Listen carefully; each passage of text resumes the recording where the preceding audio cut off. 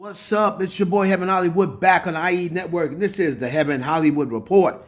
And let's get to it. Shout out to my sponsor in case you didn't know. That's icytk.blog. Make sure you check them out on all mobile devices and the World Wide Web. Before we get started, please make sure that you like, comment, subscribe, and hit that notification bell so you don't miss one video. Let's go. Let's please make sure that we follow this young lady, the Mimosa Chronicles, on YouTube. A young black content creator that does commentary. So make sure you check her out. We're going to get her up to 1,000 subscribers. Very good commentary, very intelligent commentary. And make sure you guys check her out and follow her channel, subscribe. Let's get it kicked off with your girl, Ice Spice. A lot of people call her the new princess of rap. The new princess of rap, Ice Spice. And these Spotify records kill me because I didn't know this. Ice Spice is the first female rapper to reach the top 10 of U.S. Spotify in 2023. So Ice Spice is we're here in February. So Ice Spice is the first female rapper of 2023 to reach the top 10 of U.S. Spotify? Really? I swear, man, these records, these Spotify records, they just get broken every day. But if that is the case, shout out to Ice Spice. Ice Spice looking good, we know that much. It says here her song with Pink Panthers, Boys a Liar Part 2, it reached a new peak of number 10 on the U.S. Spotify chart with a new daily high of 989,000 streams. And it's a first top 10 for her and for the Pink Panthers. And now her song, In Her Mood, it was number 4 bubbling under last week. Now it climbed 3 charts, so it's like number 1 bubbling under. So it's like 101, really, on the charts. So you have to go out there and stream that song. Let's try to get Ice Spice into the top 100. I believe it can be done. I believe, just keep on streaming Ice Spice. Moving on to your boy Chris Brown. So Chris Brown has apologized to Robert Glasper. Yesterday I reported that Chris Brown said, "Who the F is this dude?"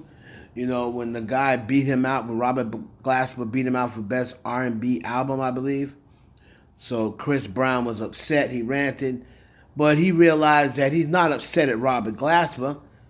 He should be upset at the Grammys, which he realized that he was upset at the wrong person. So shout out to Chris Brown for doing that, man, for apologizing. Robert Glasper got caught in the crosshairs where he actually had nothing to do with it.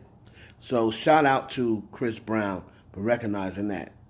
And speaking of someone that got caught in the crosshairs, Harry Styles. I mean, there's footage going on. We'll show the footage at the end of this video.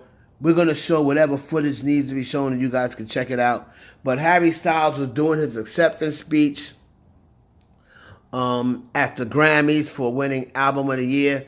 A lot of people, as usual, was upset that Beyonce did not win it. I think this year more than a lot of other years in the past because people felt as though Renaissance was a real change and it shifted the culture. And at a time where we much needed feel-good music and dance music and party music and awareness, everyone feels as though she shifted the culture with Renaissance.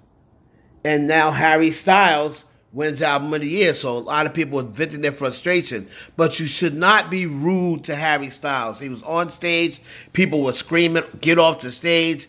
People were screaming, "Beyonce should have won," so like that. And I think it shook Harry Styles up a little bit. I think he definitely heard people screaming that. And the only thing that may have prompted him into him saying things like this don't normally happen to people like me. I think Harry got a little shook up and hearing the people out there in the audience But that was just wrongly placed, wrongly timed. What do you mean it doesn't happen to people like you? What do you mean, white men? Sure it does. It happens to y'all all the time. Somebody, you know what? Stuff, things like this don't happen to guys like people like me often. White people? Sure it does. You guys went. Taylor Swift won album of the year 3 consecutive years. What do you mean it don't happen to people like you? But shout out to Harry Styles, man. You know, Harry's House. You know, I didn't listen to not one song. I'm not a Harry Styles fan as far as the music goes. But he was a humble and winning, gracious, seems like a really good guy. You know what I mean? So he didn't deserve that. So these people, this is what happens when you let Twitter people out of their cage. And you allow regular people, regular smegular degulars, to attend events like the Grammys. And I don't care if they're up in the cheap seats. People like that, they should not be allowed out without their medication. So shout out to Harry Styles, man. Don't worry about the haters. You did that, and wasn't your fault that you got, the win. Moving on to Megan Thee Stallion, and won't he do it? Won't he do it? Long as I got King Jesus. Ah! Megan Thee Stallion looks as though she's unfollowed Partisan Fontaine. Thank you, God. What took you so long? Now, this, of course, she's done this in the past. She's done this in the past, and next thing you know, she's riding on his back, and he's lifting her up in the air like a sack of potatoes at the club.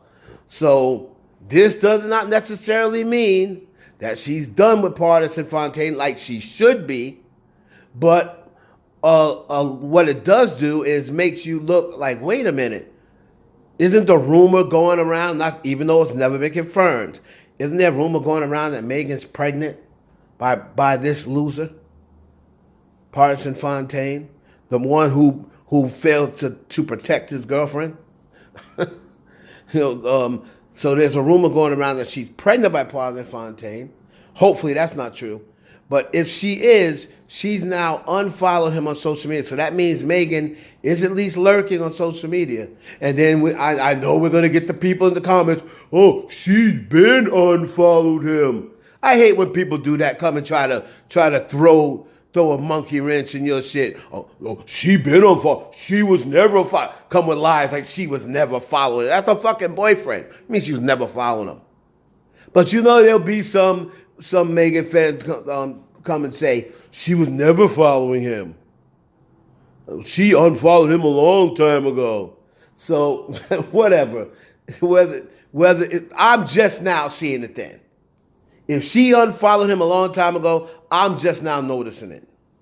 So, I believe it's on Instagram that she unfollowed Partisan. He's still following her, but she unfollowed him. So we'll find out. If we can find anything out about that, we'll let you know. And hopefully, this is for good. Moving on to Cardi B. Now, we all have seen the footage that has circulated. Looks like it's from Entertainment Tonight. Of Cardi B yelling backstage, apparently yelling at Offset and Quavo, telling them that, this is not right. Y'all are both wrong. But then there's a lot of people saying that she said, shut up, B, to Offset. And saying, y'all should have been talking. Now, they said, y'all shouldn't have been talking. But that's not what she said. What she said was, y'all should have been talking. Right? So she's not saying you shouldn't have been talking. She said, y'all should have been talking. Shut up, B, because, if this is not right or whatever, shut the F up. So that's what she said. She was trying to mediate backstage, right, between these two. So regardless of Offset saying nothing going on, but he was telling the truth in a sense. He said, imagine I fight my brother, which they never came to fisticuffs. So that's true. But an argument did take place. And You know what physical altercation is? If you come face to face and one of you push the other one or what have you, that's a physical altercation. So that's all I'm going to say about that. You know, Cardi B was mediating the situation. I got the full story on Members Only. If you want to know the full story about what happened backstage, go to Members Only. And her song Tomorrow 2, the song that she featured with Glow the Official, you know, Glorilla, is at number 39 on the Billboard Hot 100, 19 weeks on the charts. It is the second highest charting song by a female rapper on the Hot 100 because Players by Coi Leray is number 38. This week it went up 11 slots. Go ahead, Coi. That's number one, the highest charting female rap song this week. Players. Then Tomorrow 2 at 39, and SFG by Nicki Minaj at 44. So those are the top three charting female rapper songs this week. It's your boy Heaven Hollywood for the IE Network. Please like, comment, subscribe, and share the video with your friends.